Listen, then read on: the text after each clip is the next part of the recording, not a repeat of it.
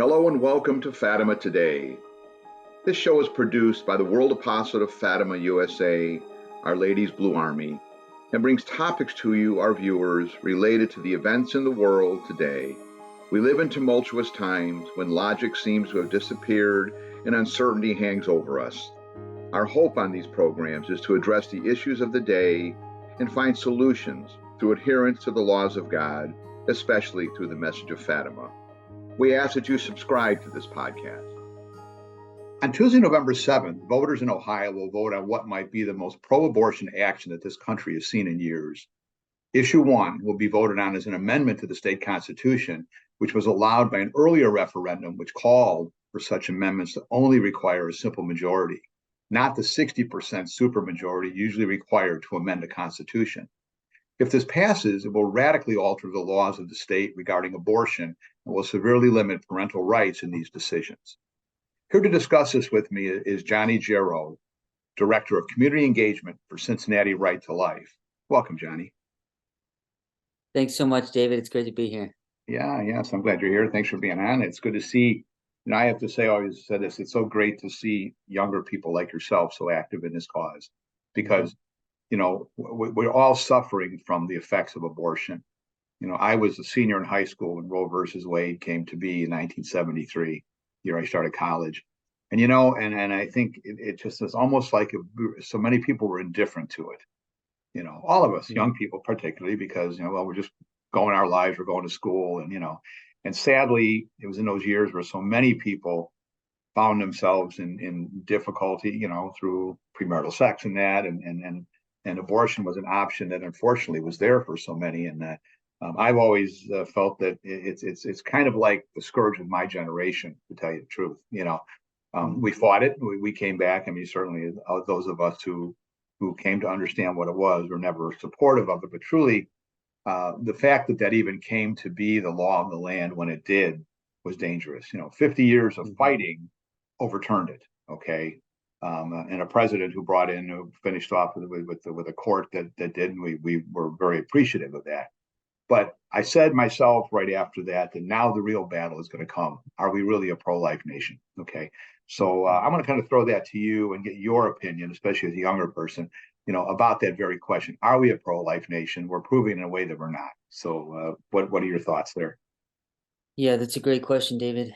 I think obviously our principles are pro-life. You look at the Constitution, the Ohio Constitution, funny enough, the first article, Section 1, says every person has the right to defend life. It's like the first and foremost thing there.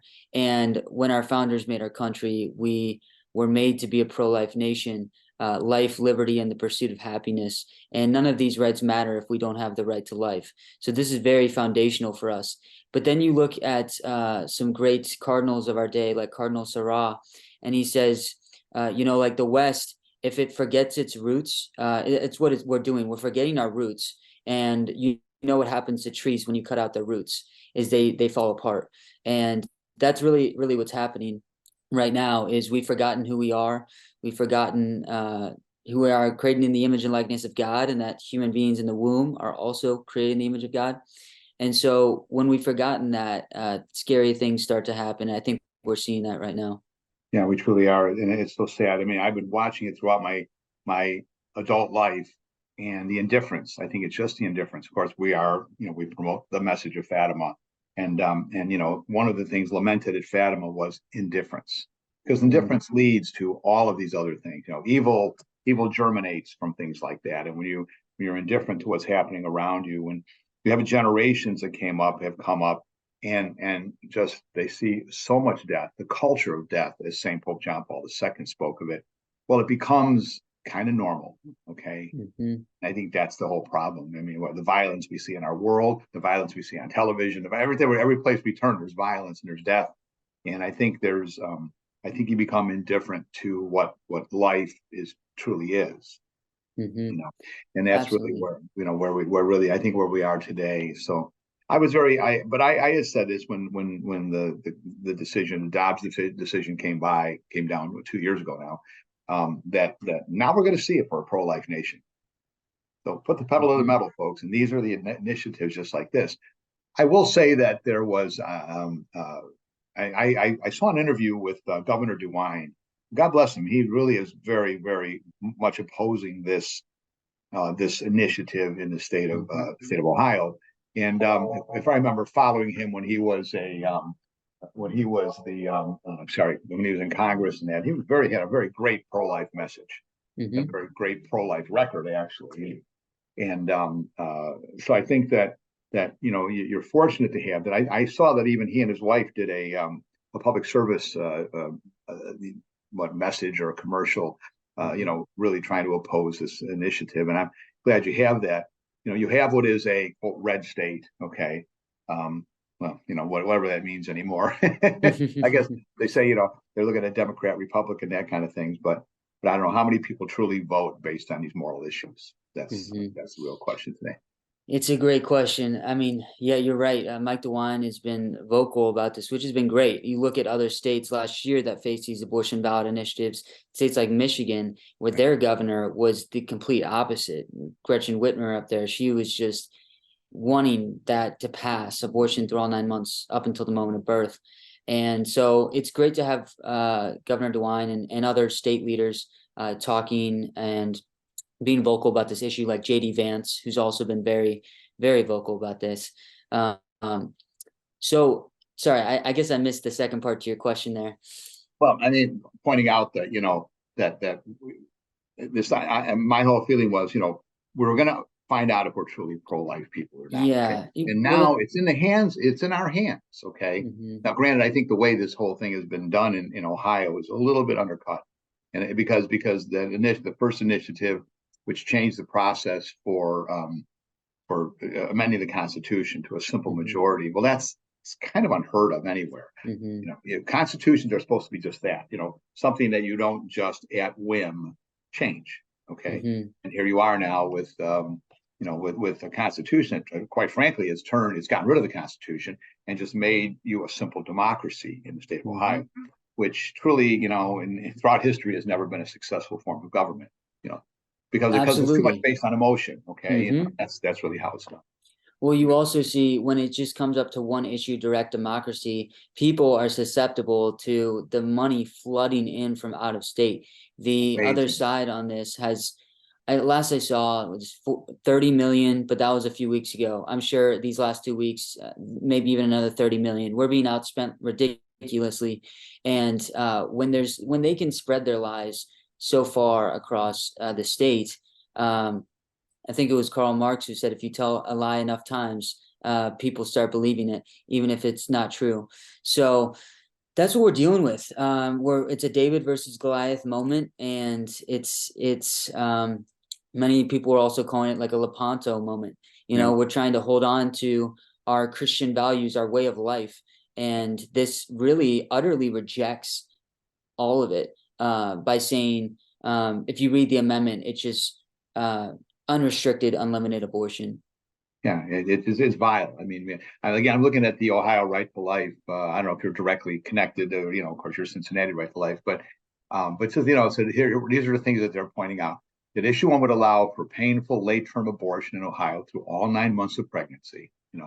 Issue 1 would eliminate parental rights, meaning that a parent wouldn't even be notified if their minor child was considering an abortion or any other reproductive decision. That's another thing too. That opens a huge door to many other things. Okay, and then it would also eliminate health and safety standards for women in our state. This is what the Right to Life of Ohio is saying. But that second one really rings because the second thing, is, of course, is this gender re-identification thing that's so strong right now. And a lot of people are cautioning that this amendment, if it goes through, could very much limit even having any control over that by parents. Absolutely. Yeah. I mean, you see parental rights. It's really a Catholic concept, that the subsidiary concept that the parents have the right over their child and all the decisions they make until they become adults, and the government doesn't get to co-parent with the government with parents. No, that's what you're seeing here. The industry who wrote this, Planned Parenthood, the ACLU, they see parents as a burden to minors getting abortions or gender transition treatments. In the same way that they see women being able to see their ultrasound, women getting informed consent before getting an abortion, a 24-hour waiting period where they can think before they make the biggest decision of their life. These are all things that the industry sees as a burden that many legal experts are saying this amendment, if it passes, will wipe out completely. So it's very scary. As you know, David, Catholics, we believe every life has worth. And so we're against abortion completely, but you're seeing not just abortion, but parental rights and other things in this amendment. Yeah. So it's really scary. And that's exactly the whole point, that I think that's the bottom line, is getting the parents out. I mean, we had a politician that referred to, a village, right? Well, I'm sorry, when it, we're not, families are not a village. Families are a family, and you referred to subsidiarity, which so is so true. It's such a backbone of true Catholic identity, because that says basically goods and services are best provided at the most local level possible, and nothing more local than the family unit in the home. Okay, so Absolutely. goods, services, and a direction of the future. And we have many homeschooling families that we know that are part of our apostolate, and you can just see. I personally, I see the quality in some of these children. Not to say, that there's not value in other education. I was never homeschooled, and I don't know about yourself, but Public school. we're homeschooled. Yeah, Yeah. yeah. Okay, there you go. You're a product of homeschooling, yeah. But I mean, there is I think sometimes, especially in the condition of the school system today, and the church, even in many cases, there's so much difficulty on the part. It's scary for parents to send their children to these institutions anymore. That's really unfortunate. That's the saddest part about it, because we're supposed to control these institutions. We are the owners. We are the ones who own the Catholic schools, the public schools. We're the ones who have developed them directly with our tax dollars and all. And to have these people come in who want to just redefine everything, taking control of it, it's a scary thing, very much so. Yeah, and well, to go back to your first question, David, are we still a pro-life nation? I was talking to an attorney, very national pro-life attorney, and his thoughts was that if Roe v. Wade was overturned like 30 years ago, he said he thinks he would have seen, it would have gone back to the states, and I think you would have seen these ballot initiatives go a lot more pro-life, because the Christian cultural Christendom was still there to an extent in America. But because it was there for 50 years, I mean, there are so many people that don't even see, like, can't even understand our worldview anymore, that they can't wrap their head around restricting abortion. And so this lawyer also said that you're not just going to see abortion in these amendments, but you're going to see other things jammed in there. And now we're seeing it, the parental rights and threatening women's health and safety. And so, yeah, that's concerning. And we're going to see, depending on how Tuesday comes, next year, there's going to be 11 ballot initiatives in different states. So this is their tactic. They're trying to get as many states as they can to have abortion in their constitution. They really are. Now, of course, I'm a Chicagoan originally, so Illinois is one of the worst states for things going on. I mean, I'm now in New Jersey. Of course, that's and this is another state where we just see, and what really bothers me, both Illinois and New Jersey are overwhelmingly Catholic places. Okay, or very Catholic, like overwhelmingly. I don't know what the actual percentages are, and you hear just the absolute hypocrisy that comes out. Obviously, Catholic politicians, I don't have to name names, but what we see every day. And I think because it's like they got their finger in the air to check the wind, to see where the wind is blowing, and what's the most popular position to take, or what position is going to get the real support in the media. So I better be on the right side of that. It's horrible. It is truly horrible. And that's really where we are. We are people are not living up to their their creed that they have committed to, at least publicly, and I think that's always been the case to some degree, but we don't hold these people, we don't hold their feet to the fire. And sometimes what will happen is I recently wrote a blog talking about that, where somebody will look at a politician, they'll say, well, and of course the famous line of, well, I'm personally opposed to abortion, but I can't work against someone's right to have it. Oh, yes, you can. If you are pro-life, if your morals tell you this is wrong, you fight to the death for it. Hmm. And that's the problem. Okay. There's too much political expediency that's come to play here over the years. And I think a lot of it is not even necessarily what the electorate is putting out there, but it's what the media puts out to the electorate. That's Hmm. really the danger. Absolutely. Yeah, no, it's very dangerous. And but you're seeing with their ads too. If you look almost every single one of their ads, they don't directly talk about abortion. They talk about personal decision making in the family, and that government shouldn't be involved. And they're using messages like family, faith, freedom. These are messages that we are actually living out, and that they know are winning messages that they're using to try to, so to speak, dupe the population into voting for it.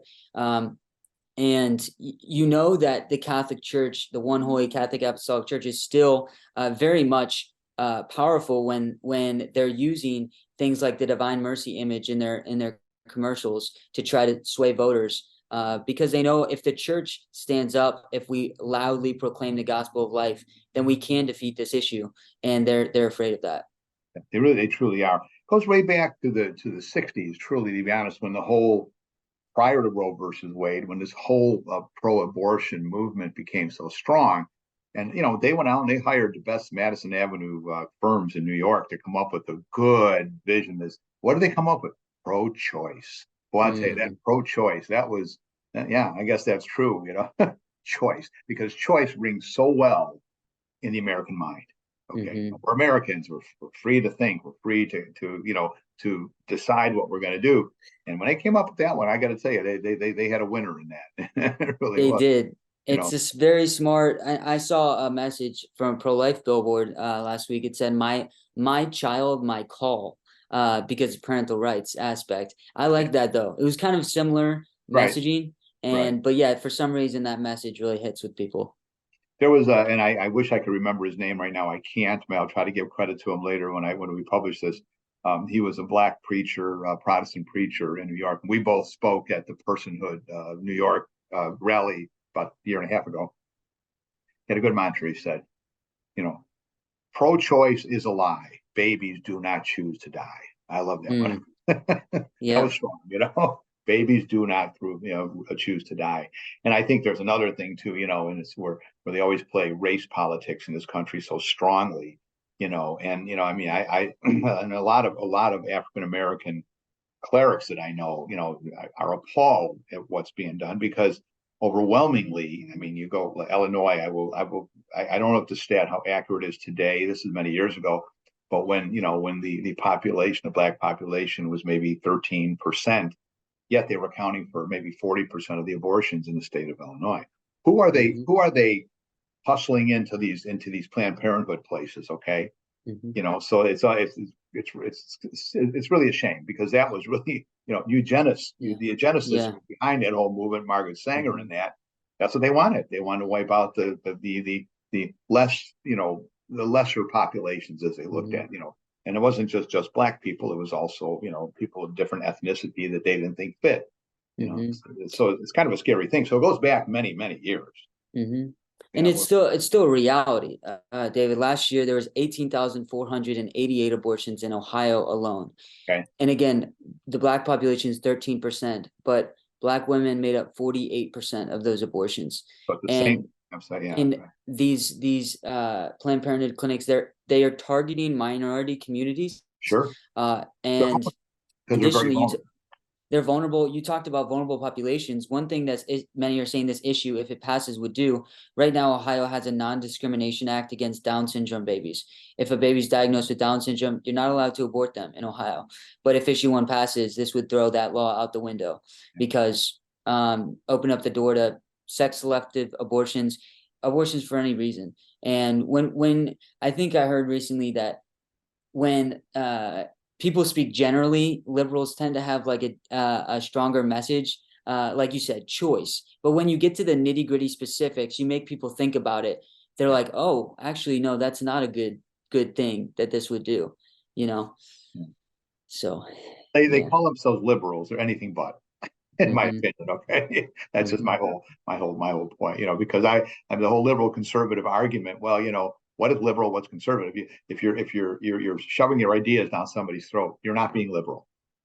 Nothing liberal about that. Okay, and I think that's the problem that in the monikers that we have today. Yeah, but I don't know. What is your general strategy? I know at this point, of course, is to get as much out so this does not pass.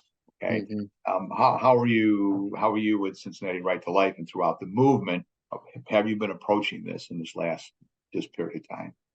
Yeah, great question. So we have done a lot of work. One thing, we've partnered with 67 other organizations around Ohio to form a group called Protect Women Ohio, and Protect Women Ohio has been doing a lot of like the kind of like speaking on behalf of all these organizations across the state and putting out commercials and fighting back against this issue.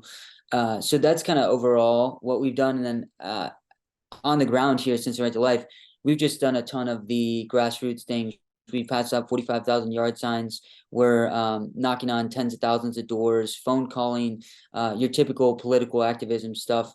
We're trying to do everything we can to defeat this issue. And there's been, I think last I heard, over 400,000 doors knocked against issue 1. So we have a really strong coalition here. And it's just a matter of if we can bring it home this Tuesday. I think it's going to be close. We're cautiously optimistic, and there's a lot of all night prayer vigils going on this weekend, all night adoration, and yeah, we know that without God we can do nothing, and so. And actually, the Ohio State model was nothing is impossible with God. And so that's kind of been our mantra too. Like, people are saying it's impossible. They have too much money. Well, nothing's impossible with God. We think we can do this. Very, very true. The Battle of Lepanto, as you referred to earlier. I mean, that was one that so many times it's true. The very existence of the United States is a testimony to that. I mean, we're located here in Western New Jersey, only 30 or so miles from Washington's Crossing. I've always been a big history buff. I mean, the odds against them prevailing against the British Empire was just very minuscule, but it was done. It was done because I truly believe these were people of God, people who had that vision, right? That vision that only with God. And George Washington, no, he wasn't a Catholic. He was a very, very devout individual, and he spoke so many times about you cannot govern without God. Okay. You cannot win a battle or govern without God. So many pictures of him praying, different things like that. And I think that this is what allowed us to prevail as a nation. And I want to think that this founding, and even though, I mean, we have a scourge in this country, certainly of abortion. Plus we export so much trash out of our media, out of Hollywood, there's a lot of things that we are very guilty about. But I think the reality is that the American people are generally good people, and I want to believe that we'll come out, on the right side of all of this. But this type of thing is what we have to overcome, And I think so many people that even might vote, for this initiative I don't know. I didn't really look too much at what they're trying to present it as being, because they're not. They never make abortion the number one thing that they're talking about, right? Some other advantage for the people. Maybe you can speak to that a little bit as to what they're saying. Yeah, so the main message I've seen is that they're saying that if issue 1 doesn't pass, Ohio's extreme abortion ban with no exceptions for rape or incest will stay in place in Ohio. Which the irony of that is the heartbeat law, which was enacted a year and a half ago. It's been on hold for a year. A pro-abortion judge put a stay on it. So right now in Ohio, abortion is legal through 22 weeks. And so their commercials are just lying. The other thing they're saying is people won't be able to get access to miscarriage care, which we know is just a red herring, a straight out lie. So they're appealing to typically, as typical, false compassion. 10-year-old girl needs an abortion. She's not going to be able to get one.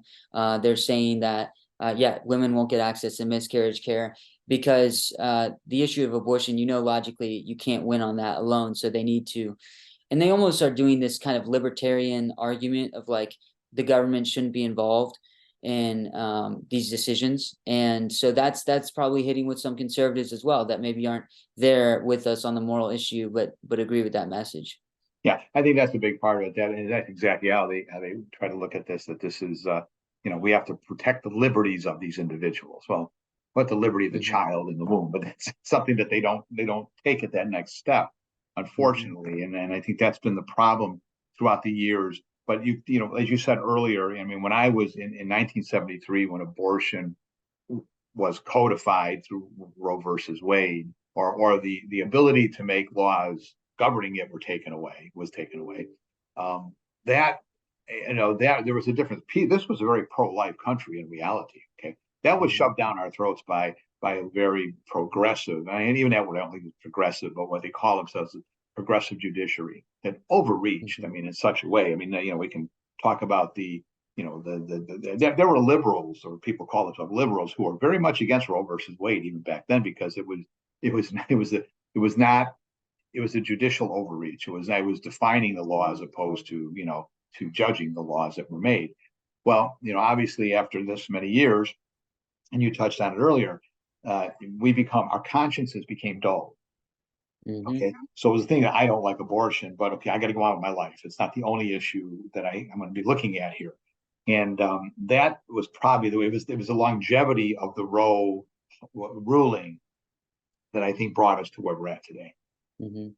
Well, I agree. And our founders, Dr. Jack Wilkey and his wife Barbara, they were the first pro-life they helped start Cincinnati Right to Life, first pro-life organization in the country. And they also helped start National Right to Life. Dr. Wilkie thought that once this passed, Roe v. Wade passed, people would see how evil it is, and it would be overturned right away. And little did he know that what he started here in Cincinnati was gonna start this entire movement across the nation. We'd still be facing this in 2023. But I think when you look at it from a religious perspective, it makes a lot of sense. You would know, with Our Lady of Fatima, wasn't it Sister Lucia who said the final battle will be over marriage and the family? Yeah, And just a quick example of people, well, how does abortion play into that? I was talking to a priest friend of mine. He said when he was in seminary, he thought to text this lady in his life, this girl he went to high school with, just a Bible verse forever, and or just encourage her in whatever she's doing in her life. And he said about a couple months later, she called him and said when he had texted her, she was during a 72-hour waiting period between her first abortion appointment and when she was scheduled for an abortion. And she ended up choosing life at that time. But her boyfriend was going to break up with her for choosing life. But she ended up having the baby. She ended up marrying the boyfriend, and now they're pregnant with their second child. And so I think when you look at it in that context, most people don't know women who have one abortion often have multiple abortions. It's very true that if that priest friend of mine didn't text her, she could be having multiple abortions and not married anymore. And so that's the larger context. And I don't think this is going away anytime soon. We just have to, like you said before this call, we're never out of the fight, you know? we're never out of the fight. I mean, this is the fight that started in the Garden of Eden. Okay? Even before that, it started in heaven when the rebel angels rejected God. Okay, so no, you're right. This is what's going to go on until the end of time, and we're going to fight this with every breath we have, because that's the way it works. The devil's out to kill, out to destroy us. All right. Mm-hmm. But okay, and we know that. But Our Lady would make promises, that in the end, my immaculate heart will triumph. Okay, Mm-hmm. and there will be peace, and there will be these things. So we know it's coming. We know that we're fighting a war we're going to win, but there are Mm-hmm. battles you lose, and as you go along, I mean that's just the reality. And I think Mm-hmm. we understand it. I think we all have to understand it. We can't, even if God forbid this does pass on Tuesday, it's not going to be the end of the pro-life fight, and these people have to Mm-hmm. understand that. Okay, because because we're fighting for the very essence of what God has put on this earth. You know, Absolutely. it's natural law. It's everything. And I don't. I'm very much sympathetic to many people that find themselves in a position and do go the abortion route, because in many cases they feel trapped, and they're, plus you said there's a narrative out there that draws them to these things. We have to be there for them too. We pray for the conversion of sinners. That's what the Fatima message calls for, knowing we're sinners ourselves. Okay, we're not pointing fingers that way, but we're saying that we need to help people come to the right frame of mind and the right thought on so many things. And of course, when it comes to life, that's the primary one. Yeah. Absolutely. And I think I think it was John Adams who said this republic will only survive as long as we're a moral and religious people. And Right. so unless we there's a conversion to Christ in this country and we get back to our roots and our morality, I think we're gonna see some of these losses in these political victories. But like you said, we still need to work and pray for conversion of sinners. That part will never change. No, that's right. That's gonna be to the end of time. Okay. With your last breath, you're gonna be fighting it, you persevere, and that's all there is to it. So don't expect to have an easy route where you're going here. You know, you Yeah. got more years to fight it than I do, probably. So but that's okay. That's all right. But that's what we're here for. Well, Johnny, it was great having you on the show today. I appreciate you coming on. We're praying, we're joining with you. We are having nocturnal adoration here too. We really want to see this, this not happen, okay? Because Mhm. again, as you said, it's not just Ohio. It wasn't just Michigan.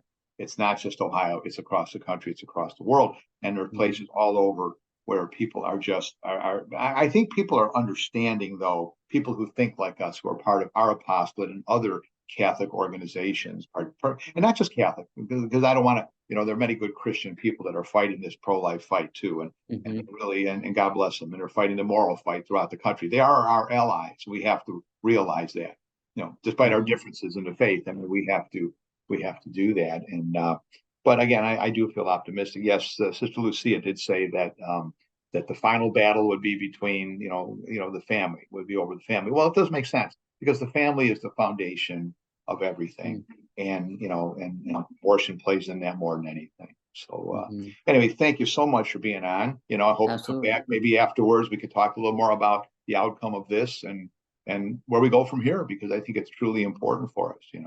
So That would be great. And yeah, thank you so much for praying. That's what we need right now is just prayers to God's will be done and that we can maybe pull out a victory on November 7th. absolutely. God bless you, Johnny. So thank you again. And thank you all for watching this show. And I ask that you subscribe to this podcast. Thank you.